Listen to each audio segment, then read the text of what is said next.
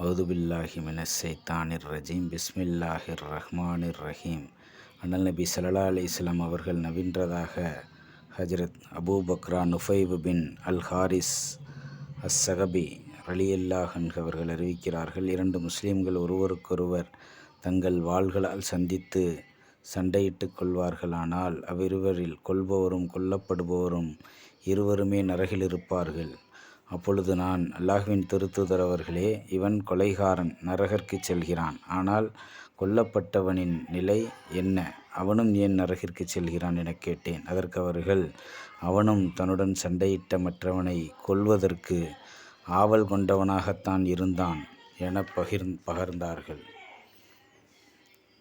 இப்போ இந்த ஹதீஸு ஒற்றுமையை முஸ்லீம்கள் எந்த சூழ்நிலையை கொண்டும் ஒற்றுமையை கைவிற்றக்கூடாது அப்படின்றத தான், முஸ்லீம்கள் ஒற்றுமையாக இருக்கணும் அப்படின்றத தான் இந்த ஹதீஸ் நமக்கு வலியுறுத்துது. லைலத்துல் கதிர் மறக்கப்பட்ட சம்பவம் நம்ம எல்லாரும் அறிஞ்சது தான்.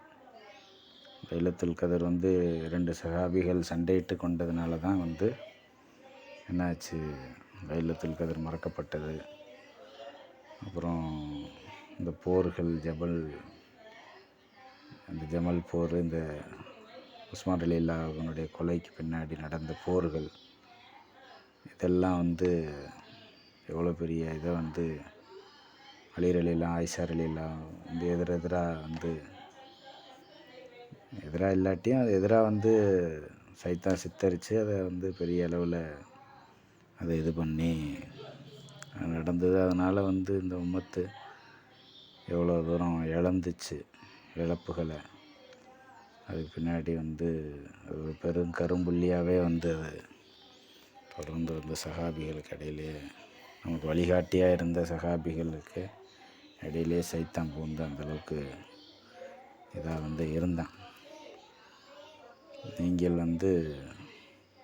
குர்ஆன் ஹதீஸ் என்னும் ஒற்றுமை என்னும் கயிறை பற்றி பிடித்து கொள்ளுங்கள்.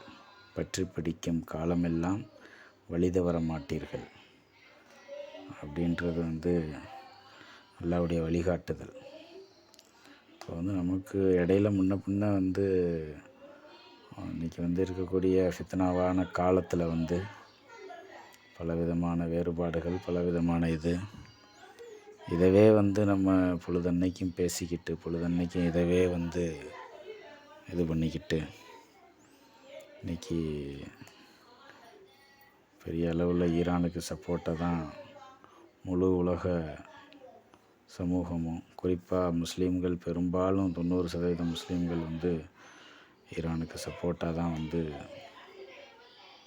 இருக்கிறாங்க. ஒரு சிலரை தவிர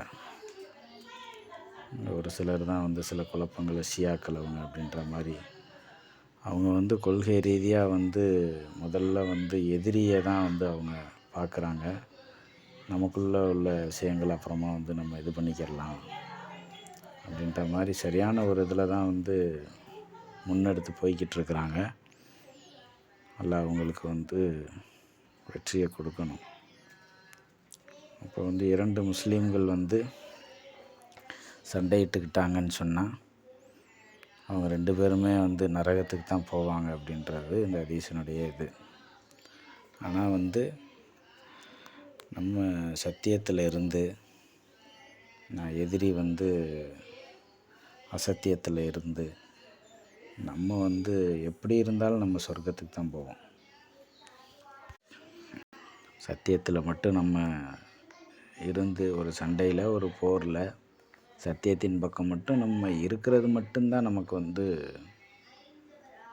சரியான ஒரு அது வரைக்கும் தான். அதுக்கப்புறம் என்ன நடந்தாலும் நமக்கு எந்த கவலையும் இல்லை. நம்ம ஒருத்தனை கொண்டாலும் கவலை இல்லை, நம்மளை ஒருத்தன் கொண்டாலும் என்ன செய்யலை, ஒன்றும் பிரச்சனை இல்லை, கவலை கிடையாது. அப்போ நம்ம அந்த இதை எந்த ஒரு போர்க்களத்துக்கோ எந்த ஒரு இதுக்குமோ, நம்ம எந்த ஒரு பிரச்சனையில் தலையிடும் போதுமோ, நம்ம தெளிவாக ஒரு விஷயத்தை நம்ம முடிவு பண்ணிட்டு தான் போகணும். நம்ம பக்கம் நியாயம் இருக்கா, சத்தியம் இருக்குதா அப்படின்றத தெளிவாக நம்ம முடிவு பண்ணிவிட்டு நம்ம வந்து சின்ன கூட்டமாக இருந்தாலும் பரவாயில்ல, பெரிய அளவில் நமக்கு சப்போர்ட் இல்லாட்டியும் பரவாயில்ல. ஏன்னா நம்ம வந்து எந்த பக்கம் வந்து நியாயமான விஷயம், சத்தியம் எந்த பக்கம் இருக்குதோ அந்த பக்கம்தான் அல்லாஹ் இருப்பான். இப்போ நம்ம வந்து அல்லாவை சார்ந்து வாழக்கூடிய மக்களாக வந்து என்றென்றைக்கும் வந்து இருக்கணும். ஹுனைன் போரில் வந்து பெரிய கூட்டம் நம்ம வந்து கண்டிப்பாக வெற்றி அடைஞ்சிருவோன்னு சொல்லி சஹாபாக்கள்லாம் பேசிக்கிட்டு கடைசியில் அங்கே போனால் புறமுதுகிட்டு ஓடக்கூடிய ஒரு சூழ்நிலையை வந்து அல்லாஹ் ஏற்படுத்திட்டான். இப்போ அல்லாஹ் வந்து எத்தனையோ சிறிய படைகள் வந்து பெரிய படைகளை வந்து வென்றிருக்குது அப்படின்ற அறிவுறுத்தல்களை எல்லாம் வந்து அல்லாஹ் வந்து இது பண்ணுறான். ஆப்கானிஸ்தான் முஜாஹிதுகள்லாம் வந்து வெறும் 75,000 பேர் அவ்வளோதான் இருந்தாங்க. இப்போ வந்து அங்கே ஆப்கானிஸ்தானில் அமெரிக்க படைகளுக்கு கைக்கூலியாக வேலை பார்த்த முஸ்லீம்களே 3 லட்சம் பேர். அதுக்கப்புறம் அமெரிக்கா, நேட்டோ நாடுகள் எல்லாருமே வந்து பெரும் படை திரட்டிட்டு தான் வந்து, ஆனால் வந்து அவங்க சத்தியத்தை முன் வச்சு போராடினாங்க. அதனால தான் வந்து அவங்க வந்து அமெரிக்கா வந்து விரட்டி அடிக்கப்பட்டுச்சு. அப்போ வந்து நம்ம அல்லாஹ் வந்து நமக்கு வந்து கூட்டத்தையோ நம்மளுடைய ஆயுத பலத்தையோ நம்மளுடைய இந்த இதெல்லாம் வந்து அல்லாஹ் வந்து பெருசாக பொருந்திக்கிறது இது பண்ணுறதுல நமக்கு வெற்றியை வந்து அல்லாஹ் வந்து அளிக்கிறதுக்கு இது பண்ணுறது கிடையாது. நம்ம பக்கம் சத்தியம் மட்டும் இருந்துருச்சுன்னா போதும். நம்ம உயிரிழந்தாலும் கவலை இல்லை, நம்ம எவனை கொண்டாலும் நமக்கு கவலை இல்லை.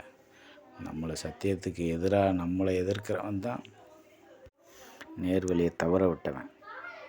இப்போ வந்து நம்ம அந்த அடிப்படையில் வந்து நம்ம வந்து எந்த ஒரு இதில் இருந்தோம்னாலும் என்ன செய்யணும், நம்ம சத்தியத்தில் தான் இருக்கிறோமா அப்படின்றத உறுதியாக வந்து நம்ம வந்து இது பண்ணிக்கிறணும்.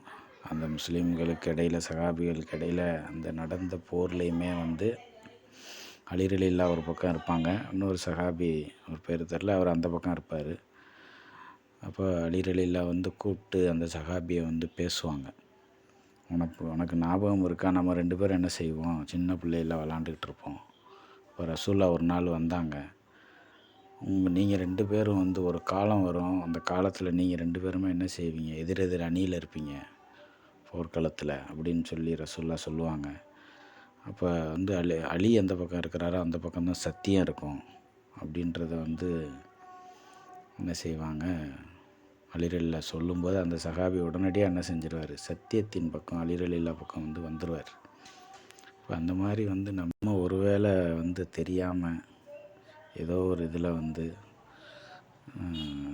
சத்தியம்னு நம்பி இதுதான் சரியானது நம்பி அசத்தியத்தின் பக்கம், தவறான விஷயத்தின் பக்கம் போய் நின்றுட்டாலும் நமக்கு ஒரு சூழ்நிலைக்கு பின்னாடி இதுதான் சத்தியம் அப்படின்றது தெரிஞ்சிருச்சுன்னு சொன்னால் யாரை பற்றியும் எதை பற்றியும் எவனை பற்றியும் கவலைப்படக்கூடாது. நம்ம இறங்கிட்டோம், பாதியில் விட்டுட்டு போகக்கூடாது. இந்த இதெல்லாம் எதுவுமே வந்து நம்ம இது பண்ணவே கூடாது. அப்படியே என்ன செஞ்சிடணும், சத்தியத்தின் பக்கம் வந்து உமரலிலாம் வந்து யாராவது முகமது இறந்துட்டார்னு சொன்னால் தலையை சீவிடுவேன்னு மதினாவில் வந்து ரொம்ப இது பண்ணிக்கிட்டு இருந்தாங்க.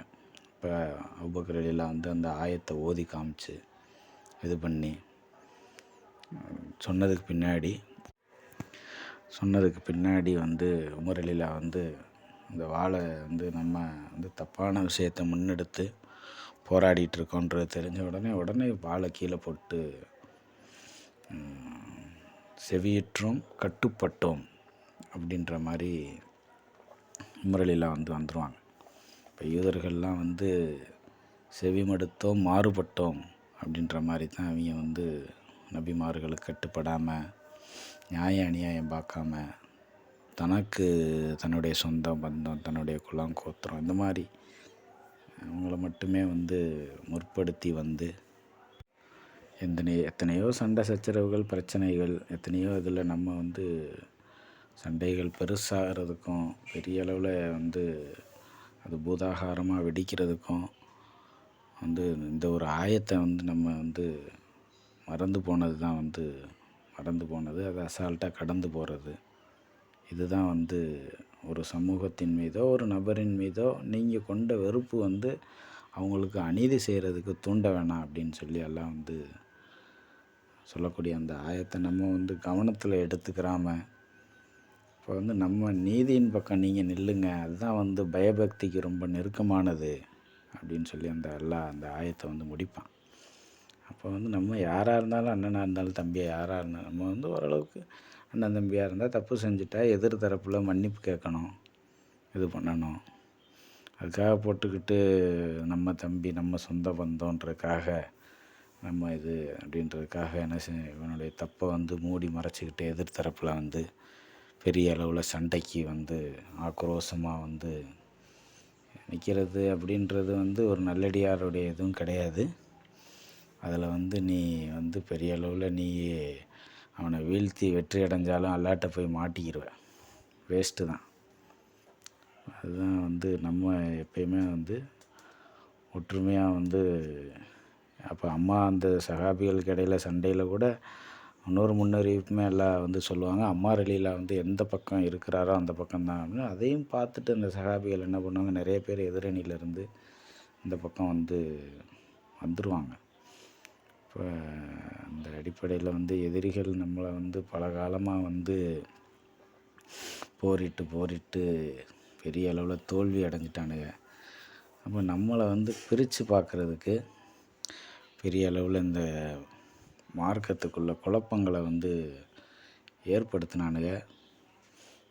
அப்போ இருந்தே இது பண்ணிட்டு தான் வரானுங்க, முயற்சி பண்ணிட்டு தான் வராங்க. சியா சன்னி பிரச்சனை, இப்னு சபாவை வச்சு உஸ்மான் ரலில்லா காலத்தில் பண்ண பிரச்சனை, அதுக்கு பின்னாடி வந்து முஆவியா ரலில்லா காலத்துலேருந்து அப்படியே வந்து இந்த குழப்பம் வந்து அப்படியே இன்றைக்கி வந்து ஒரு மாதிரியாக வந்து மார்க்கத்துக்குள்ளே அந்த பிரிவு இந்த பிரிவு, ஷியா சன்னி, அந்த ஜமாத்து இந்த ஜமாத்து, அவங்க அது இவங்க இது. இப்போ இதெல்லாம் நம்ம வந்து நல்லா சொல்கிற மாதிரி நம்ம வந்து ஒற்றுமை என்னும் கயிற்றை வந்து விட்டுட்டோம்னு சொன்னால் கண்டிப்பாக வழி தவறிடுவோம் அப்படின்றது தான் நிதர்சனமான உண்மை. அந்த அடிப்படையில் வந்து நம்ம என்ன செய்யணும், 1000 இது இருந்தாலும் எதிரிகளை வந்து எந்த காரணத்தை கொண்டும் உள்ளே விடக்கூடாது. இஸ்லாத்துக்கு எதிராக அவங்க சூழ்ச்சி செய்கிறதுக்கு, அவன் இது பண்ணுறதுக்கு நம்மளை பிரித்து வச்சு இது பண்ணுவான். இதெல்லாம் வந்து இன்றைக்கி வந்து குவைத்து, பஹ்ரைனு இவங்கெல்லாம் போய் என்ன சொல்லியிருக்கானுங்க, ஐநா சபையில் உலக நாடுகளே திரண்டு வாங்க, நம்ம எல்லோரும் சேர்ந்து ஹர்மூஸை மீட்டு என்ன செய்யலாம், ஈரானை வந்து இது பண்ணலாம் அப்படின்ற மாதிரி ஐநா சபையில் போய் இந்த மாதிரிலாம் பேசக்கூடிய நிலைமையில் வந்து இன்றைக்கி சமூகம் வந்து இருக்குது. அதெல்லாம் வந்து நம்ம இது பண்ணி நமக்குள்ளே இருக்கக்கூடிய விஷயங்களை நம்ம பேசிக்கிடலாம். ஆனால் வந்து அலி காமனி அப்பாவுமே அவங்கள கூப்பிட்டு வச்சு அதுதான் முகத்துக்கு முன்னாடி சொன்னார், நமக்குள்ளே ஒற்றுமையாக இருந்துக்கிடலாம், நீங்கள் வந்து அமெரிக்காவுக்கு அடிபணிஞ்சு இருக்க தேவையில்லை, அல்லாவை சார்ந்து வாங்கப்பா அப்படின்னு தான் அவரும் அழைப்பு விடுத்தார், இது பண்ணார். ஆனால் இவங்க சுகபோகமாக வாழ்ந்தே பழக்கப்பட்டவங்க. இவங்க வந்து அதை சும்மா பேருக்கு வந்து பேசுவானுங்க, இது பண்ணுவானுங்க. ஆனால் வந்து எந்த விதமான உயிரோட்டமான எந்த நடவடிக்கையுமே அவனுங்க வந்து எடுக்கவே இல்லை. அவங்கள தான் இன்றைக்கி வந்து சொன்னாலும் கேட்க மாட்டாங்க அப்படின்னு தான் ஈரான் வந்து அவங்க அமெரிக்காவுடைய பேஸை பூராத்தையுமே அடித்து நொறுக்கிட்டு இருக்காங்க. இன்ஷா அல்லாஹ் அந்த அநீதிக்காரர்கள் வந்து அந்த இதிலிருந்து வளைகுடா நாடுகள்லேருந்து வெளியேறணும், இஸ்லாமிய ஒற்றுமை ஓங்கணும், பூமியில் அமைதி நிலவணும். அஸ்ஸலாமு அலைக்கும் வரஹ்மத்துல்லாஹி வபரகாத்துஹு.